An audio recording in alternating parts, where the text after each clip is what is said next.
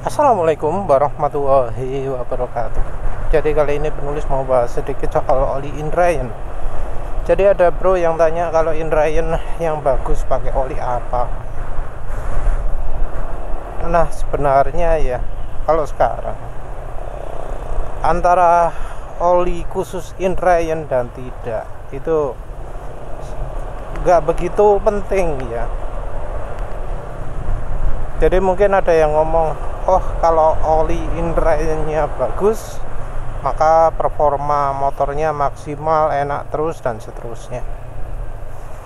Kalau nggak bagus nggak enak terus. Yang jadi masalah adalah karena sekarang ini ya kebanyakan kualitas oli sudah turun ya. Bahkan ya tahu sendiri meteran Mesa 40 kualitasnya sudah turun. Dan penurunan ini terjadi terlalu banyak ya, sehingga sudah agak relevan lagi orang tanya oli apa Indrayens ya, karena sekarang ini untuk bisa mendapatkan kemampuan mesin yang maksimal itu sudah sudah turun. Jadi ya nggak sedikit contoh orang-orang yang sudah melakukan Indrayens khusus tapi masih mengalami yang namanya fuel dilution, bahkan ada yang mengalami vampire oli. Ya tentu itu juga bisa karena kesalahan pemilihan ya, dari pemilihan materialnya juga ya. Jadi misal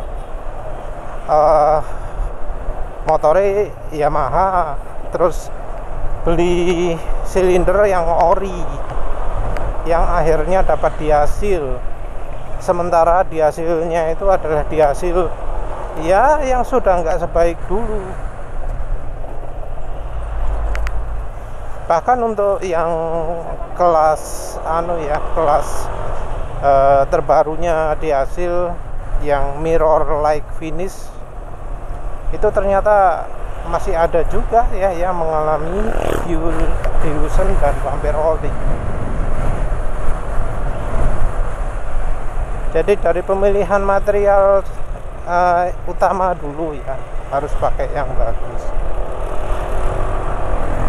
Bahkan untuk merek AHM ya dari motor Honda juga banyak ya yang ya sudah ganti silinder ori tapi masih kena juga. Dan ini juga termasuk yang merek-merek aftermarket yang rekomendasi seperti merek NPP, KNZ dan seterusnya. Masih vampire oli, masih fuel dilution. Itu yang salah bukan oli oli Indrayensnya. Yang salah adalah oli sesudah Indrayens. Jadi Indrayensnya sendiri itu nggak penting. Yang penting itu adalah yang berikutnya itu. Mungkin memang zaman dulu ada orang yang ngomong, oh kalau oli Indrayensnya nggak pas maka performa mesin nggak maksimal. Nah, yang jadi masalah sekarang adalah karena setelah Indrayens orang kemudian jadi pakai oli yang bikin performa jadi nggak maksimal, jadi turun, jadi malah rusak. Jadi bukannya Indrayensnya yang jadi masalah, tapi setelah Indrayensnya itu ya jadi masalah. Kebanyakan masalah itu terjadi karena orang nggak tahu kapan waktunya ganti oli.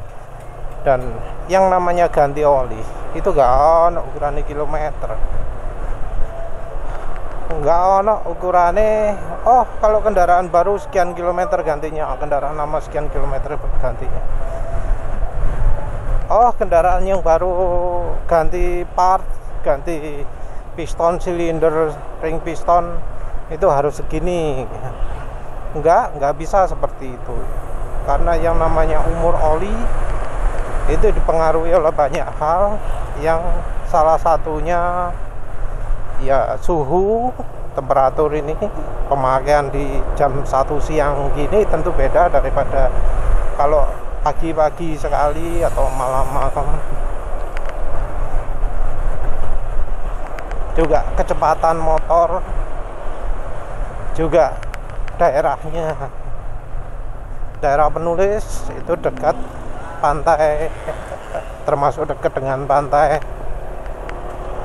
Nah ini nggak bisa pakai acuan ganti oli yang sama dengan yang hidup di pegunungan. Oli yang sama pasti akan beda rasanya.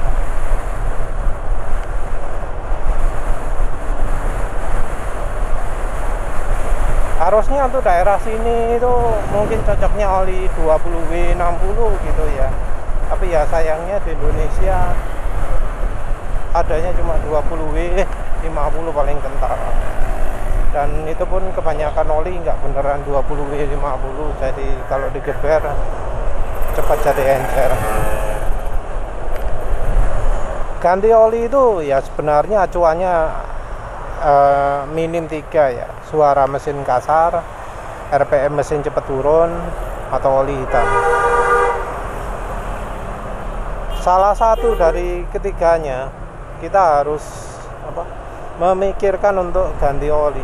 Jadi mengalami salah satu itu harus dipertimbangkan untuk ganti oli. Yang penulis lakukan sekarang ini termasuk salah ya, karena ganti oli nggak mengandalkan suara mesin kasar, tapi ke RPM mesin cepat turun atau engine brake minim, engine brake makin kuat, atau mesin performanya turun. Itu sudah telat itu.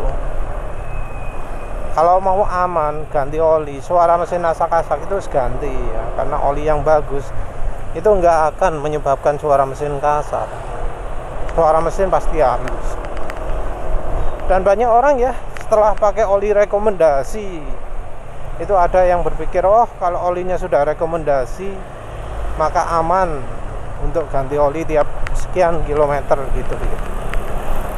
Padahal enggak juga, kita harus waspada karena ya bisa aja dapat oli palsu. Terus juga ya seperti yang terakhir-terakhir rame, olinya sudah asli tapi kualitas mesin tetap turun.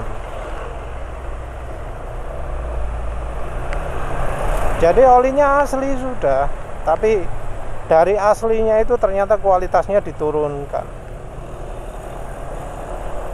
Juga ada yang ngomong beli SPBU, pasti dijamin oke gitu ya. Ya enggak juga.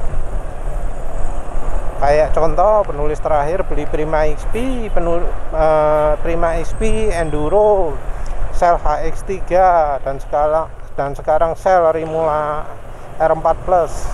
Beli di SPBU semua itu, tapi ternyata secara kemampuan nggak bagus, secara kemampuan olinya buruk, padahal sudah beli di SPBU. Mungkin ada yang ngomong, oh ini bengkel langganan bertahun-tahun ya. Nggak tahu juga ya, karena ya yang namanya oli bisa mendadak buruk. Kalau misalnya beli di lapak resmi dah,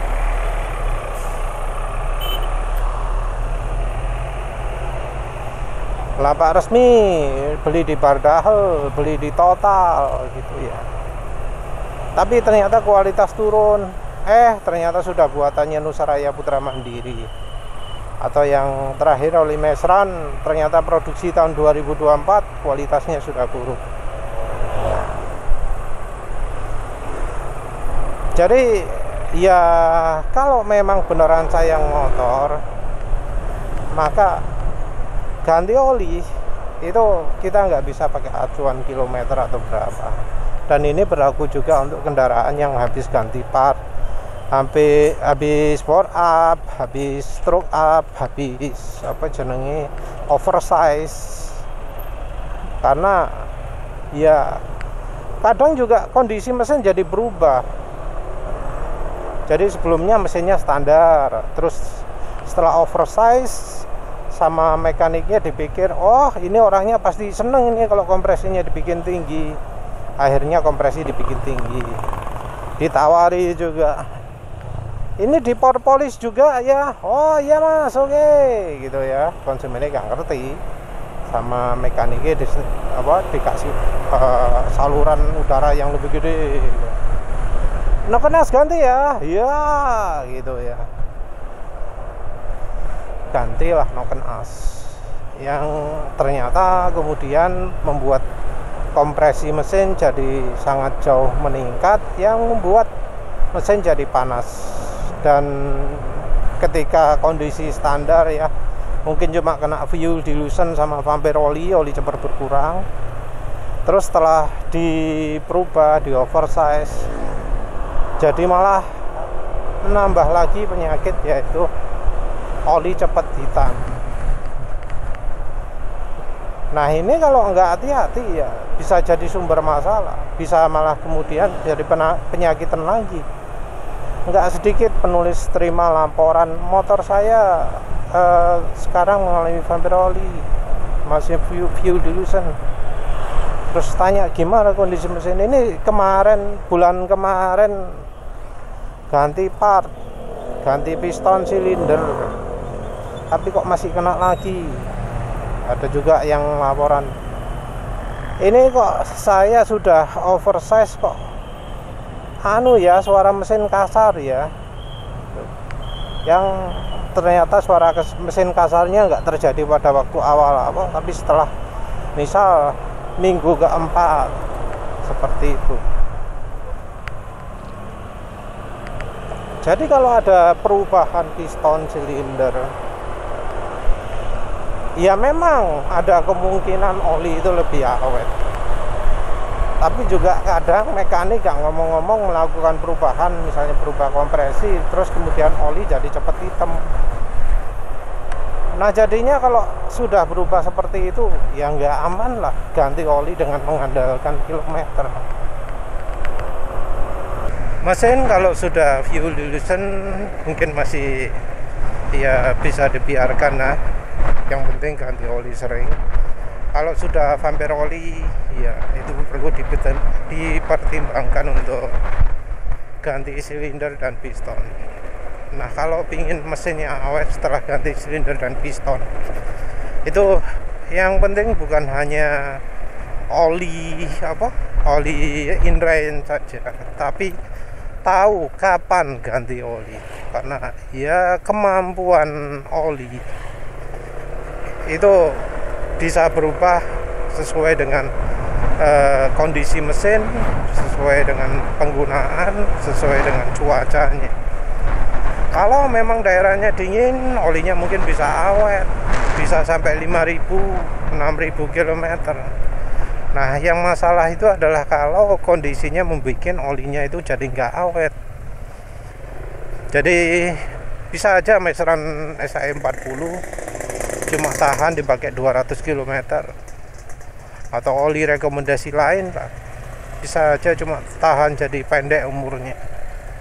Nah kalau kemudian hanya gara-gara sudah ganti part lalu gantinya ke 2000 km, akhirnya balik asar lagi, jadi kena fuel dilution atau vampir oli lagi. Jadi ngerti caranya menilai kemampuan oli itu penting ya. Jadi kalau suara mesin kasar, oli hitam, ya itu tanda buruk, jangan dianggap sebagai tanda bagus. Ya wis itu saja. Terima kasih sudah menonton. Assalamualaikum warahmatullahi wabarakatuh.